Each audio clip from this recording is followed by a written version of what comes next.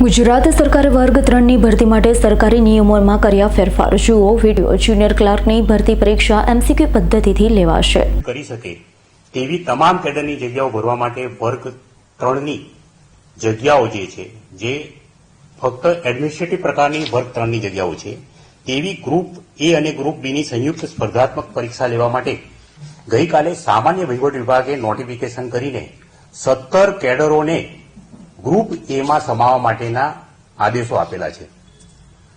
તારીખ 18/5/23ના નોટિફિકેશનથી ગ્રુપ એ અને group B એ રીતની જગ્યાઓની ડિવાઈડ કરીને સંયુક્ત પરીક્ષા લેવા માટેની જોગવાઈ કરી છે.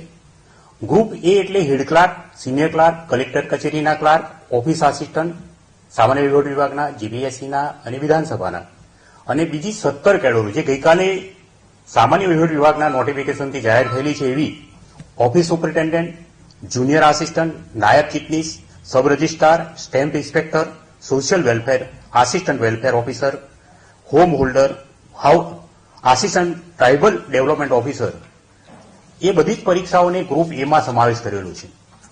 હું આપને કહું કે ગ્રુપ એ અને ગ્રુપ બી એ બંને પરીક્ષાઓ વર્ગ 3ની જ છે અને આ તમામ જગ્યાઓ માટેના ઉમેદવારો પાસેથી એપ્લિકેશન એક જ જાહેરાતથી મંગાવવામાં આવશે અને ત્યારબાદ એક સંયુક્ત સ્પર્ધાત્મક પરીક્ષામાં આ બંને ગ્રુપના ઉમેદવારોને પરીક્ષા આપવાની રહેશે.